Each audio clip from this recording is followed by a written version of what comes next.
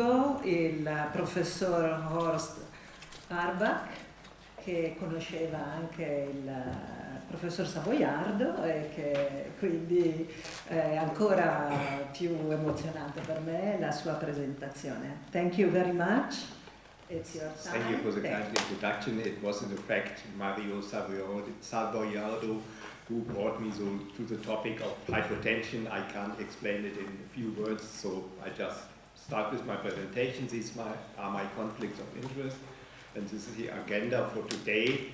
So thank you also for addressing the incongruencies in SIH, IIH, and whatever. A lot of things that have been published in the past few years are not right, and I will address that. As a new release, I want to have short answers and monosynaptic brain reflexes, I call it. If you ask me Italian food, I answer pizza and pasta, leaning tower pizza, Horner syndrome, SIH dissection, and orthostatic headache, SIH. Yeah? But this is not true for 10%, at least 10% of clinical presentations, because the patients do not have orthostatic headaches. And whether these numbers are right, I'm not convinced. For example, we know that a lot of patients complain of brain fog, and if you study them, 30% have a mild cognitive impairment if you consider a MoCA point score of 26 as abnormal, which is usually so. So the clinical atypical presentation we have missed in the past, and they are more common. You know the clinical criteria. I will skip over that slide. We know that the CSF pressure is not a good indicator, because only 1/3 of patient has a low CSF pressure. And if you consider patients who do not have a low CSF pressure, for example, patients who are obese, you may ask yourself, do they have really hypertension first? We have also heard about the Kelly doctrine, which can perfectly explain the imaging findings. I never have seen a patient with Calvary thickening so far. In my eyes, it needs time to have a Calvary thickening, and many patients have a history of, let's say, some weeks with up to a year, and this is not time enough to produce Calvary thickening. The Monroe-Kelly doctrine can be perfectly explained with the images. You have first an increase of the venous blood volume. You see the engorgement of the venous sinuses. You see a pituitary enlargement, and you see the dural hyperemia. And if you take a closer look to the pituitary gland, you sometimes will see, you can see this, okay? You can see the enlargement of the intracavernous sinus, which is also, again, an increase of the venous blood volume. And if you take a closer look, it's not the infundibulus stark, but the anterior portion, the pars tuberalis, who is enlarged in these patients. A lot of things have been published about interpeduncular angle, sec ratio, which were not really helpful. So it was the merit of the Bern group to introduce the Bern score, again, engorgement venous sinus, parameningeal enhancement, and the suprasellar system with less than 4 millimeters are the major criteria with 2 points, and we have subdural fluid conductions, prepontine system less than 5 millimeters, and the mammaropontine distance less than 6.5 millimeters to get a full score of 9 patients. And you can perfectly see that on the images. This is a triangular shape. Now I have a round shape of the venous sinuses, and all the findings I will skip over this. If you have a patient, you treat him successfully. The next day he already has a normal a venous system. You can see is around and the triangular structures here of the transverse sinus on both sides. The most relevant image for us is the mid-sagittal contrast enhanced T1 weighted image, where you measure all these distances. And this is a nice example showing the epidural fluid approaching the clivus. And here you can see why these patients sometimes have nerve 6 palsies, because the 6th nerve is stretched due to that epidural fluid. That is our MRI protocol. So we have as most important sequence the MPH sequence plus contrast. We have a 3D flare sequence, we have a DWI sequence, and we included the 3 mm thick orbital sequence to see whether the optic nerve sheath is visible or not. This takes 15 minutes, and then we have 20 minutes for the spine protocol. This is a nice overview to see whether the patients have type 2 leaks. Here are only meningeal diverticuli. Then these are the most important sequences: heavily T2 weighted 3D sequence of the sagittal, of the cervical, thoracic, and lumbar sacral spines. This takes 18 minutes together, and we need a T2 sequence of the upper and the lower region just to count where is the leak. You cannot perfectly count it here on the heavily T2 weighted sequences. And it has to be a 3D sequence in order to have reformation in axial view, to really be sure that there is ventral spinal epidural fluid, the so-called slack sign.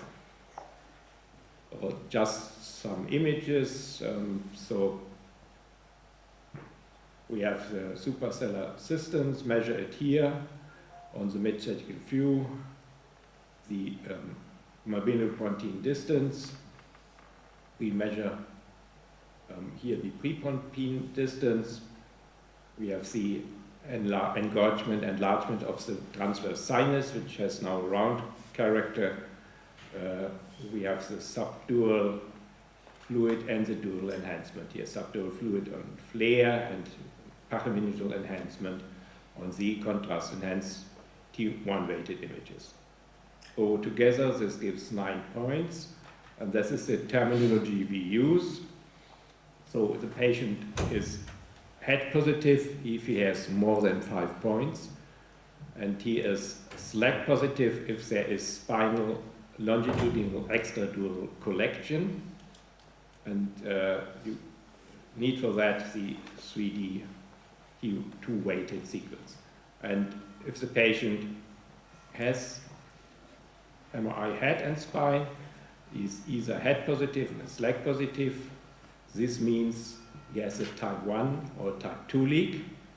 This can be debated whether a patient who is head negative but slack positive really has hypotension. I will show an example later. If the patient is head positive and slack negative, he could have a CSF venous fistula or nothing, or we did not find it. And what is with this patient, some are advocating that they also have hypertension, but I'm not really sure. The classification of leaks, I think Eike will later show these leaks, but we have the type 1 leaks, the type 2 leaks, the type 3 leaks, the CSF venous fistula, and we have in the past 2 years around 5 to 6 female patients who have sacral leaks. We cannot really localize it, we can only show that they have extrathecal fluid, and we only can treat them with blood patches. These are already shown, these images. The type 2 is different to what is reported in the literature. I will show it here. Normally you have the type 1 leak, You have the type 2 leak, and they say it's a ruptured meningeal diverticulum. But if you really have high-resolution images, you see it is an arachnoid granulation, here it's illustrated here, through a dural defect, typically in the axilla of a nerve root, but not a ruptured meningeal diverticulum. You can see it here with high-resolution cone beam decubitus myelography, where you see this is the dura, and here is the collect or the arachnoid herniation through that dural defect in the axilla of the nerve root. So that is, this is still written in the literature. We don't believe it from a series of more than 20 patients, and this will come in the future in radiology. So some of the atypical presentations. This was an 87-year-old woman who presented with hearing problems. You can read the history like we get it. They are not really headaches. We see the parameningeal enhancement. We have the lateral decubitus CT, myelography with the CSF venous fistula. We treat the CSF fistula with transvenous embolization, and next day the hearing problems were gone, and the patient had a reduction of the normal, no parameningeal enhancement any longer. If you have a patient without headache, but with mood changes, apathy, and these images, we think he has a frontotemporal brain sagging syndrome. This patient had a CSF venous fistula at the level T2-3. We treat this fistula was ligated surgically, and some days later he was better, not perfectly from the MRI scans, better and not perfectly clinically. This is a convincing case. We had a 6-year-old woman who was not able to handle the household any longer. She had an MRI scan. We saw a head positive, SLAC negative patient. So we did a lateral decubitus CT myelography, found the CSF in the fistula, did the transvenous embolization, and this was 3 months after the embolization procedure. The patient is well again, and this was a good success. These patients have sometimes a clinical presentation, which was shown by Walter Schiewing and Jeremy Schmarmann, and you can see also in the face of the patient that is not really reacting. But I've chosen this paper to show the distribution. 51 patients, 12 had a CSF venous fistula, and 38, let's say more than 2/3, did not have a leak, but they had strong suspicion of intracranial hypertension on MRI. And in this patient, you have just to do high volume epidural blood patches. You can't do anything different. This is a patient with severe changes, and here after 3 months, you see that the images are better. You look here the ambient cistern, or here the fourth ventricle, the prepontine cistern. The images are not perfectly better, but the patient has improved a lot. And in this instances, you do a second blood patch. I also had a patient from London with 4 blood patches, and after the 4 blood patches, he was well again. So this is a condition we do not really understand so far, why the patient has so different MRI presentation, why we don't find a leak in more than 2/3 of patients, and why why they benefit from repetitive blood patches. If you look to the images, they have uncal herniation very often, and the apathy and the memory deficits are probably related to a sagging of the nucleus basal nucleus of Maynard or substantia innominata, that is below the anterior commissure, and this could perfectly explain the clinical presentation with apathy and attention. If you think you call it frontotemporal brain sagging syndrome, you see especially the sagging of the brainstem. How does that produce apathy? It could produce coma, but not apathy. This is another patient with SIH without headache. You see, he came to the ENT department and he should have a cochlear implant. He got an MRI to exclude acoustic neuromas, and we saw the hemosiderosis in the cerebellum. So we said we have to do CT myelography and dynamic myelography and CT myelography to find out whether he has a spinal CSF leak. This was a patient who had an MRI scan 14 years ago, and at this time he was already SLAC positive. So if a patient has a long history, if a patient has a hemosiderosis, he probably has a long history of having a leak which has not been detected so far. And if you see here the MRI scan, there is not really enlargement of the pituitary gland. There's only hemosiderosis in the upper cerebellar foliae. So that was the MRIs, the dynamic CT myelography and the dynamic DSM myelography. So see the ventral leak here. And he was treated. And we have already heard that.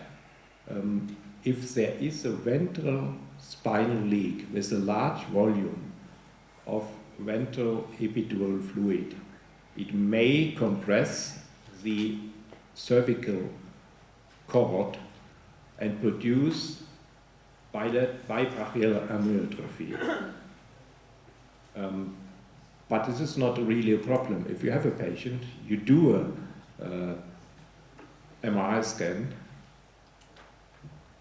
to exclude a cervical spinal stenosis, for example, you think he could have ALS, you do an MRI scan of the cervical spine, you see there is ventral spinal epidural fluid, and you know it's not LAs, it's amyotrophy related to spinal intracranial hypertension. So that is now trying to fill the gap between SIH and IIH. We sometimes have patients on MRI who have on MRI not only signs of hypotension, but also of hypertension. How does that fit together? Many people say, yeah, that is because there's a long duration of symptoms.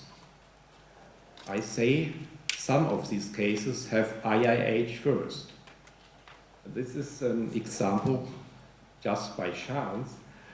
What is the problem? The problem is if you have a patient with IIH who develops SIH after lumbar puncture, you call it post-dural puncture headache. You have to find a patient who did not have lumbar puncture before, but IIH signs. And this is an example. This patient has posterior globe flattening, increased optical nerve sheath diameters, bilateral transverse sinus stenosis.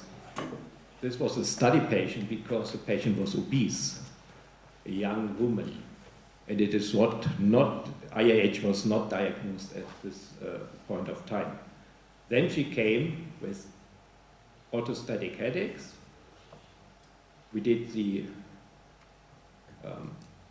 whole examination and found a small lateral leak here. And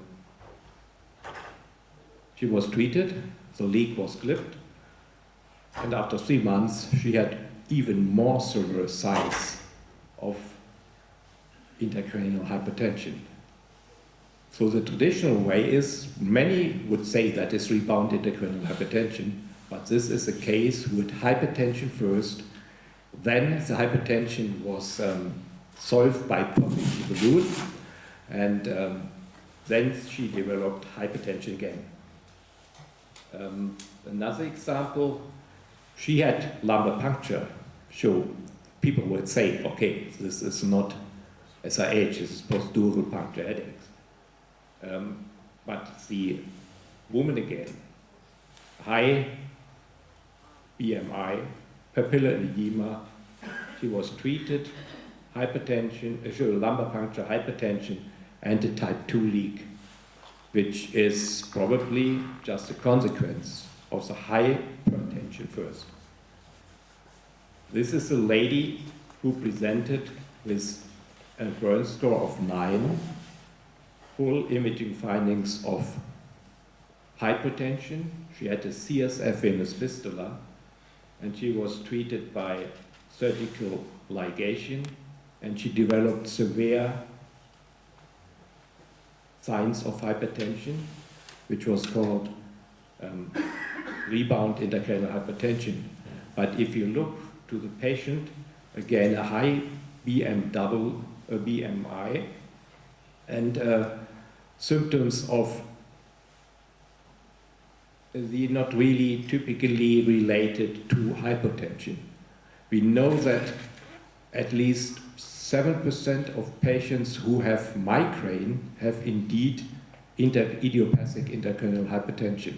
The symptoms of IIH are often missed, and then the patient comes with hypertension, it is immediately identified. If you have patients who have MRI and who have SIH and IIH findings on MRI, you should consider this. Another point of discussion is subdural hematomas. If you have subdural hematomas, we do since 2 years, and now in the prospective studies, MRI of the head and the spine. Here you see a patient with subdural hematomas, no other findings. You see a subdural collection here, you see a bit of subdural collection here. You are wondering why this patient has subdural collection infratentorally. He has a normal spine examination, no slack sign, and he had a CSF venous fistula, which was surgically ligated again, and we do not know how often this happens as a patient has subdural hematoma as a consequence of SIH. We are just investigating it, but it's a point of discussion. So the concept is, in spinal CSF loss, you have a loss of brain buoyancy, and you may fix the leak by surgery or embolization, or you may do an epidural blood patch just to increase the CSF pressure, and you may see if the patient benefits or not. If there is a loss of CSF, a loss of brain buoyancy, that means the brain moves more than it would do if there is no CSF leak. And this you can show by phase contrast MRI. In a patient, during the systolic action, blood comes into the head and pushes the brain downwards. In the diastolic, the brain comes up again. If you measure this by phase contrast MRI, you see an increased downwards placement in the systolic phase, and the coming back, which is more than, for example, in IA patient. So this is an instrument which is not perfect because there are large individual differences, but that could explain the pathophysiology of what happens if there is a spinal CSF loss and a loss of brain biopsy. This has also been shown. Just an interesting point in this discussion. We know that patients with a CSF leak and spontaneous intracranial hypertension have a low CSF pressure. And a low CSF pressure is a reason why the drainage through the lymphatic system does not happen well. If you consider a patient who is lying flat during the night time, he has a higher CSF pressure in the brain because it's lying flat. And we know all the discussion that sleep is so important to clear amyloid from the brain. Is that not only a matter of lying flat and of the CSF pressure? So this brings the CSF pressure back in the discussion about the lymphatic system. Okay, if we want to have a rapid normalization of the MRI findings when the leak is fixed. This happens, I stated, most often at the next day. You study the patients before they leave the hospital.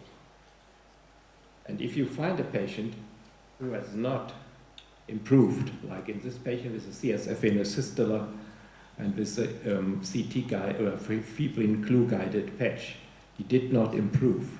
So you know something is wrong. This was after surgery of the CSF venous fistula some days later, and now the MRI was well. So my take-home message is, trust your MRI, even when the patient does not complain of headaches. Study the brain as a spine with highly resolved 3D T2-weighted fat suppressed sequences. Learn how to do dynamic DSM and CTM techniques, otherwise you will miss CSF venous fistulas. And do a follow-up MRI scan within 1 week after treatment. When the MRI does not change, something is wrong. Thank you for your attention.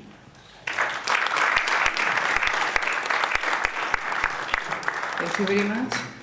Allora continuiamo questa splendida carrellata e invito a salire